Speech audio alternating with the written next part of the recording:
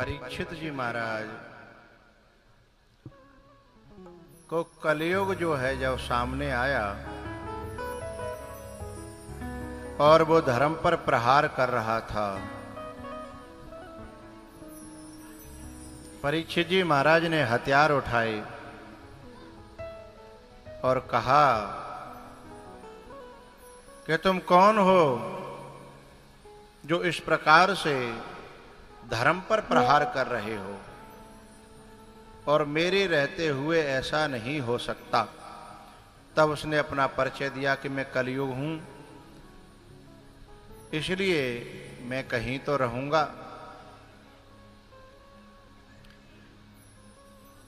ये जो बाबा पैसा बांट रहे हैं, अब उनसे मेरी प्रार्थना है, कथा शुरू है गई है, फिर बांट लियो। कथा शुरू है जाए और ज्यादा हो तो मुझे दे दियो, इधर आ जाओ, बैठ जाओ कुर्सी पर।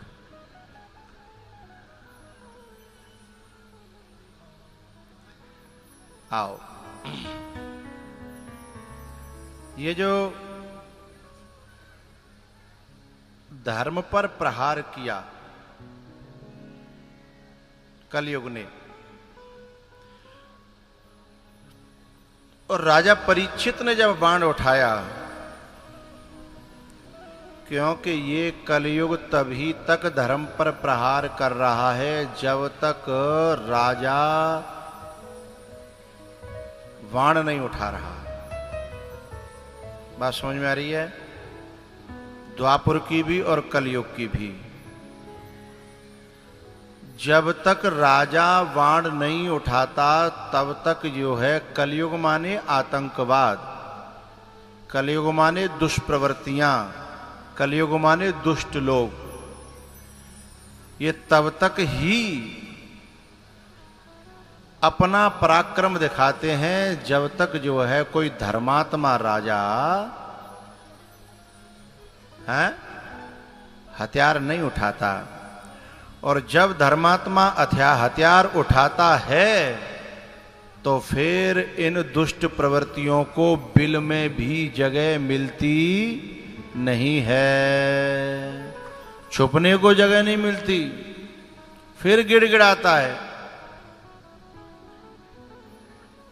क्योंकि चोर के पांव ज्यादा नहीं होते, कहें भले ही दुष्ट प्रवृत्तियां कि हमारे सामने कौन टकराएगा, लेकिन ये बंदर घुड़कियां हैं। जब परीक्षित ने कहा, बाण उठाया और उसे लगा कि मैं अब मर जाऊंगा, तो फिर कहता मुझसे समझौता कर लो, समझौते की बात करो, समझौते की बात करो। और नवन नीच की अति दुखदाई, नवन नीच की, नवन नीच की अति दुखदाई।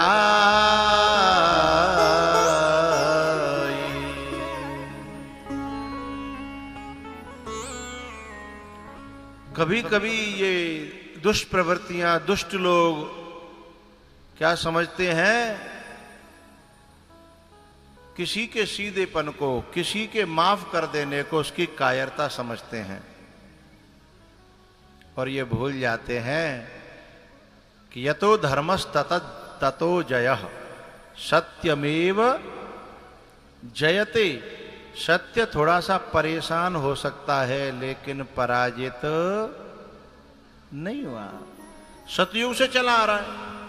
हिरण्यकश्यपु ने सनातन को नष्ट करने की कोशिश करी थी, लेकिन नष्ट करने वाला कहां है अब? सनातन अब भी है। त्रेता युग में रावण ने कोशिश की थी सनातन को मिटाने की, सनातन तब भी था, और रावण का नष्ट करने वाले का पता है कहूं हो शायद। द्वापुर में इस कलयुग ने और कंस ने कोशिश की थी, लेकिन नष्ट करने वालों का पता नहीं है, वे नष्ट हो गए। लेकिन सनातन, बोलो भाई, ठीक है। फिर कलयुग आ गया। अब मैं कलयुग की बात कर रहा हूं। कलयुग में भी न जाने कितने विदेशी शासकों ने आकर के हिंदुस्तान पर शासन करके सनातन को मिटाने की कोशिश की। किसी ने 200 वर्ष, किसी ने 500 वर्ष, लेकिन मिटाने वाले आज कहां हैं? लेकिन सनातन आज भी अयला में कथा कर रहा है।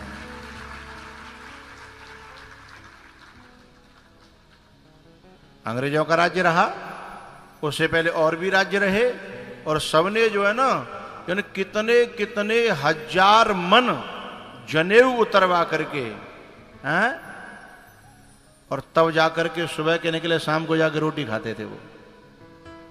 लेकिन आज उनका पता है कहां गए? लेकिन सनातन आज भी है, जनेऊ आज भी है, तिलक आज भी है, कंठी आज भी है, माला आज भी है, वृंदावन आज भी है, और अयोध्या आज भी है। क्योंकि सत्यम एव जयते, विजय सत्य की ही होती है। मुझे बात इन बच्चों ने याद दिला दी, जो इस समय हिंदुस्तान का जो युद्ध छिड़ गया है ना आतंकवाद के खिलाफ। शाम को न्यूज़ सुनिएगा, समझ में आएगी कि सद्धर्म पर प्रहार करने का नतीजा क्या होता है। अब हम वो नहीं रहे, अब हम कुछ और हैं। ये हिंदुस्तान अब बता रहा है। तो जिस समय इसको दिखता है ना कि मैं ही मैं हूं, जिसको दुष्टों को, राक्षसों को, इनको लगता है कि मैं ही मैं हूं, उस समय ये चैलेंज करता है। लेकिन जैसे ही राजा ने हथियार उठाया, बाण उठाया, तो बोले नहीं साहब, अब हम तो आप जैसे कहोगे वैसे चलेंगे, हैं? आप जो है हमको क्षमा कर दो। लेकिन परीक्षित ने फिर भी क्षमा किया। लेकिन क्षमा का फल इस हिंदुस्तान को भोगना पड़ता है।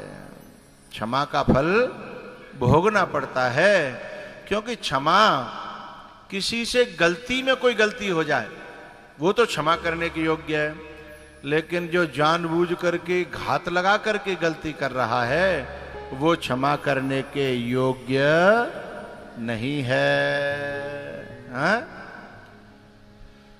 भैया मैं क्या बताऊं आपको। परीक्षित जी महाराज ने कहा, सुन, हमारे अनुसार चलना तो हम तुझे रोटी भी देंगे, पानी भी देंगे। परीक्षित जी कह रहे हैं, और जहां जहां हम कहें केवल वहां वहां पर ही तुम अपनी प्रतिक्रिया कर सकते हो। मेरी दोहरी भाषा को सब लोग समझ रहे हैं कि जन नहीं, पता नहीं। हम जहां जहां जो जो कहें तो पानी भी देंगे, और चाहोगे तो रोटी भी देंगे। लेकिन हम जहां जहां कहें, जैसे जैसे कहें वैसे वैसे करना। और यदि तुमने अपनी करतूत दिखाई तो फिर ठीक नहीं होगा। परीक्षित जी महाराज ने कहा कि तुम्हें मैं 4 जगह देता हूं, यहां यहां यहां यहां से अपना गुजारा करना।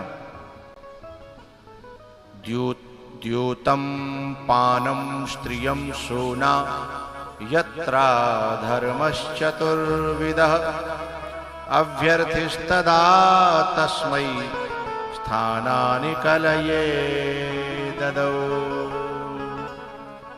बोले जहां पे ताश हो, जहां पे जुआ हो, जहां पे छल कपट हो, वहां तुम अपना कर्तव्य दिखा सकते हो। तो आज भी जहां ताश जुआ होता है उनके घर में कलयुग अपना तांडव करता है। दूसरा, जहां पीना खाना गलत हो वहां पे अपना कर्तव्य दिखाओ। तीसरा, जहां पे नारियां अमर्यादित रहती हों वहां पे। चौथा, बोले जहां पे हिंसा होती हो, बोले वहां पे। बोले एक और दे दो मेरी मोए, ये तो आपने दे दी, लेकिन नेक और दे दो। और ये तो उंगली पकड़ करके पहुंचा पकड़ता है। क्या किया? बोले सोने में और दे दो। अब सोने में भी दे दी। तो एक दिन जो है सिर पे ही बैठ गया राजा परीक्षित के। सिर पे, राजा परीक्षित के सिर पे बैठ गया।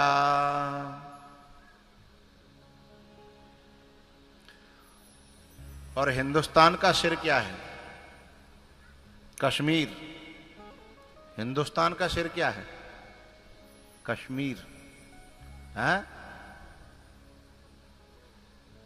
सिर पर बैठ गया और सिर पे बैठ करके गड़बड़ करने लगा ये कलयुग। लेकिन इसको ये नहीं पता था कि परीक्षित को, राजा को गुस्सा आ गई तो मामला गड़बड़ हो जाएगा।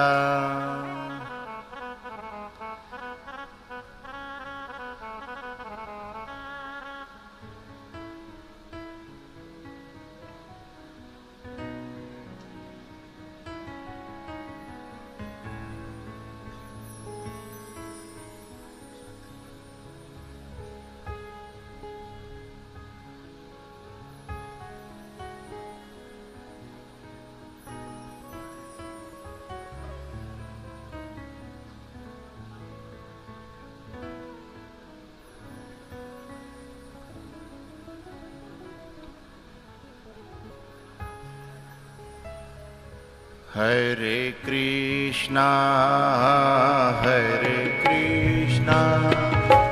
कृष्णा कृष्णा हरे हरे।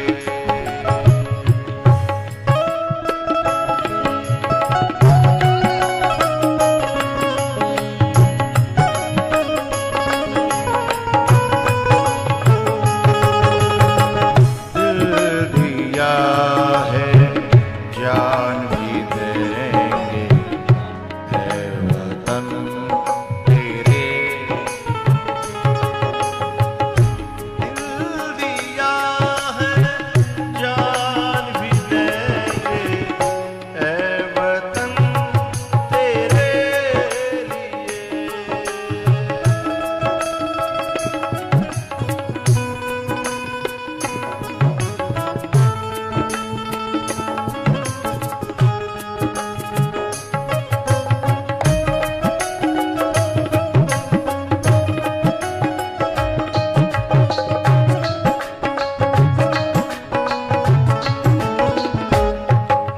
किन किन को पता है कि युद्ध छिड़ गया है?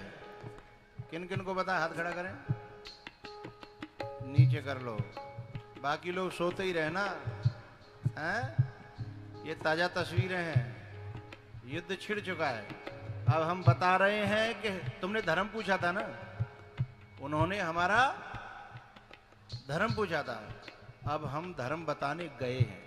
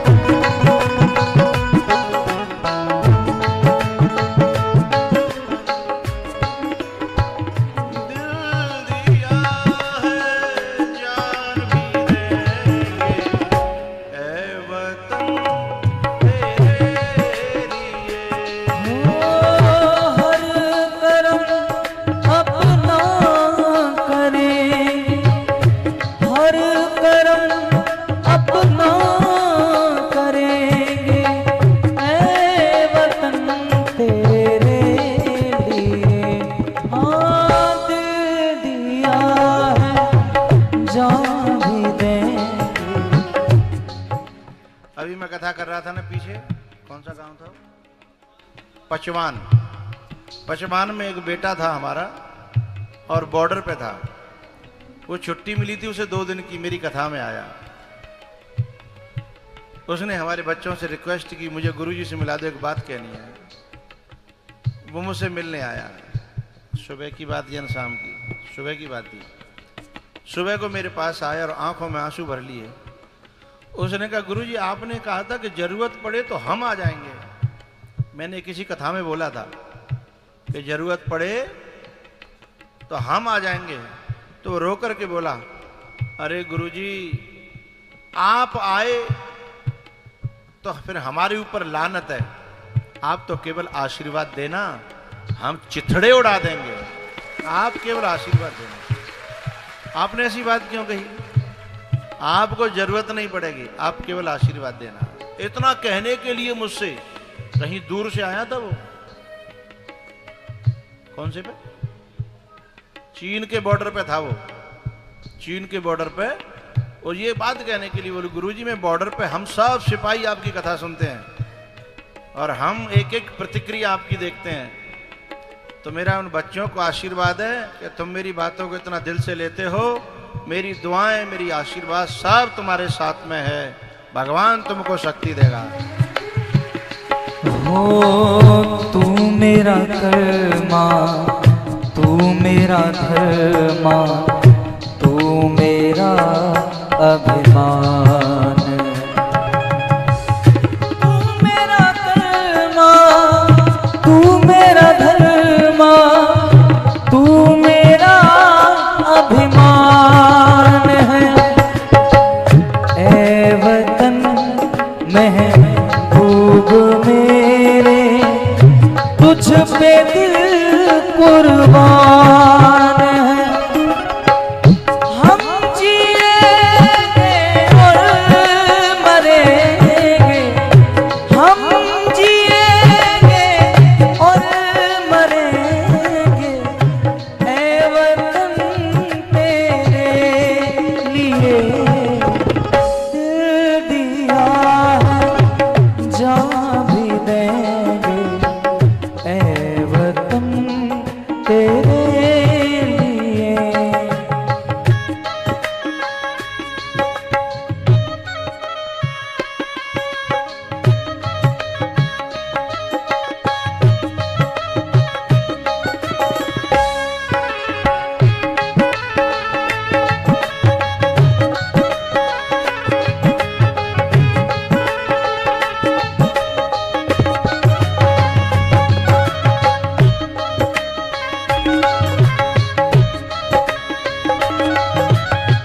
हम जिएंगे और मरेंगे, हम जिएंगे और मरेंगे।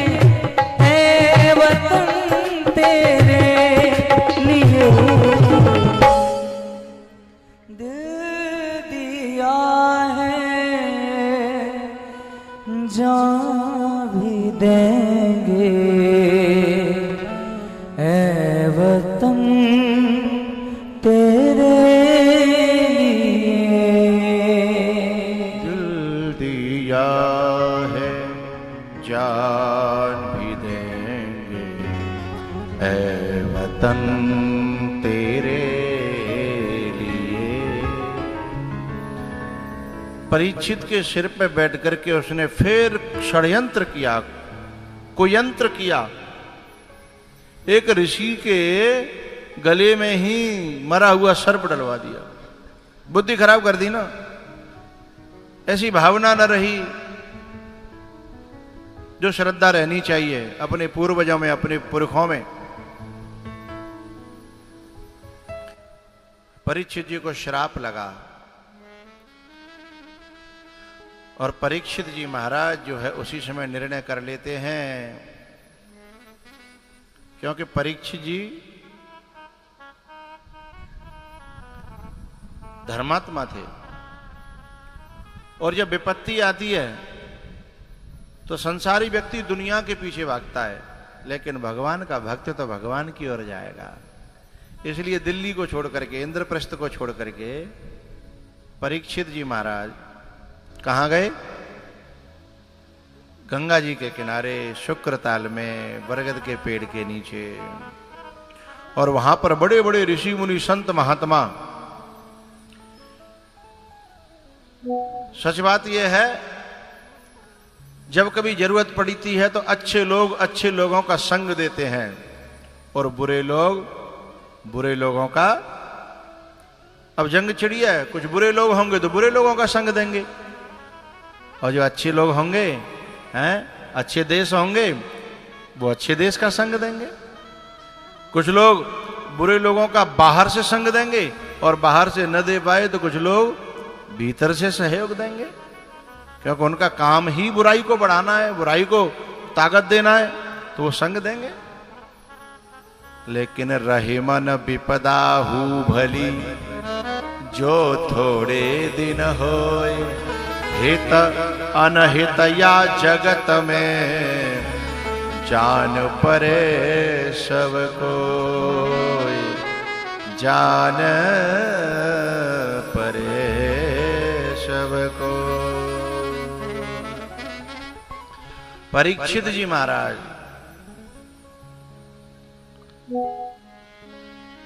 से मिलने के लिए पूरे विश्व के संत महात्मा कि तुम्हारे साथ गलत हुआ है, तुम्हारे साथ हम हैं, चिंता न करो। आए मिलन सिद्ध मुनि ज्ञानी, आए मिलन सिद्ध मुनि ज्ञानी, आए मिलन। सिद्ध मुनि ज्ञानी सब जो यानी सात्विक शक्तियां, धार्मिक शक्तियां, अच्छी शक्तियां सब परीक्षित जी से मिलने के लिए आई कि चिंता न करना, तुम्हारे साथ गलत हुआ है लेकिन हम तुम्हारे साथ हैं, तुम्हारी मौत नहीं तुम्हारी मुक्ति होगी, तुम्हें मौत न छुएगी, तुम देह से ऊपर उठोगे, तुम्हारा कल्याण होगा। भैयाओ फिर वहां पर सुखदेव जी महाराज का आगमन हुआ। ये शाम संस्मरणात् पुंसाम सद्यः शुद्ध्यन्ति वै गृहः, किं पुनर्दर्शन स्पर्श पाद शौचासनादिभिः।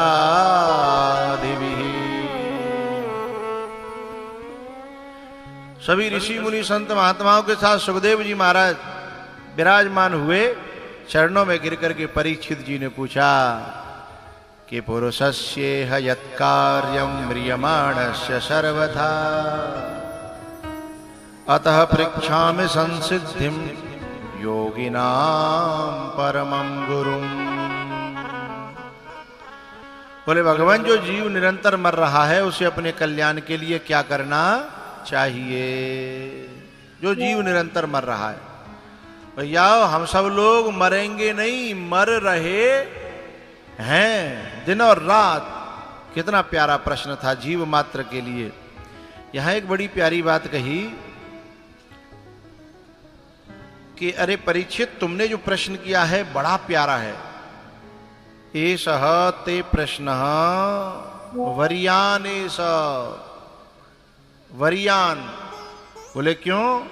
लोक हितम कृतः, ये लोक का हित करने वाला है, संसार का समाज का हित करने वाला है। जो संसार के समाज के हित करने वाले लोग हैं इस धरती पे, वे ही तो परीक्षित हैं, वे ही तो वंदनीय हैं, वे ही तो सम्माननीय हैं, जो समाज का हित करने वाले हैं। भैया उसके बाद यह सुखदेव जी महाराज ने कहा कि जित श्वासो जित संगो जिते जित संग जितासनो जित श्वासो जित संगो जितेन्द्रियः स्थूले भगवतो रूपे मनः संधारये धिया। बोले हे परीक्षित, इस मार्ग में सबसे पहले व्यक्ति को अपना आसन जीतना चाहिए।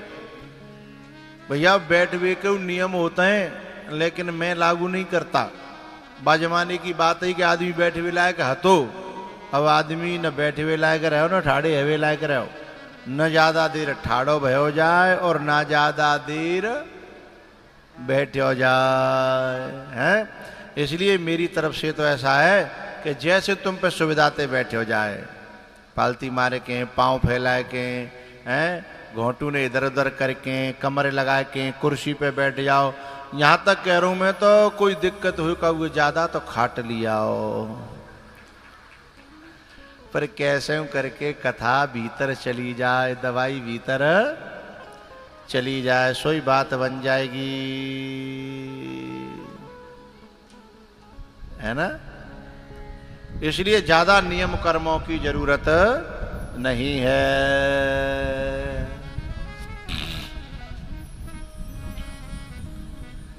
उसके बाद में भैयाओ, जब वेदांत की कथा सुनाई, वैराग्य की कथा सुनाई, ज्ञान की कथा सुनाई और ये सब बातें समझ में आने लगी, तब सुखदेव जी ने कहा, परीक्षित तुम्हारे खानदान में ऐसे श्रोता पहले से चले आए हैं, इसलिए जो श्रोता पहले से कथा सुनता रहा है उसको सब बातें समझ में आएंगी, इशारे से समझ में आ जाएंगी।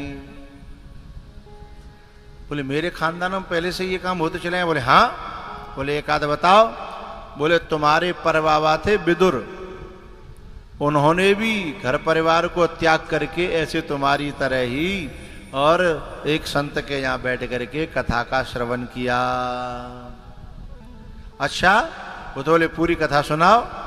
तो उन्होंने कहा कि जब भगवान श्री कृष्ण शांति दूत बन करके आए तो कृष्ण भगवान ने अपना प्रस्ताव रखा कि भाई पांडवों का हिस्सा है, यदि ईमानदारी करो तो आधा दे दो और बेईमानी करो तो 5 गांव दे दो।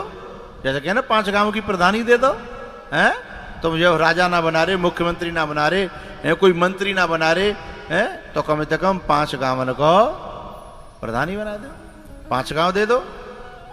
लेकिन दुर्योधन ने कहा सुई की नोक के बराबर भी मैं जमीन देने वाला, मैंने कि दम होए तो ले लें, लड़के ले लें। अब काय पे उल्लो जी, पिता में भीष्म के ऊपर, कर्ण के ऊपर, द्रोणाचार्य के ऊपर।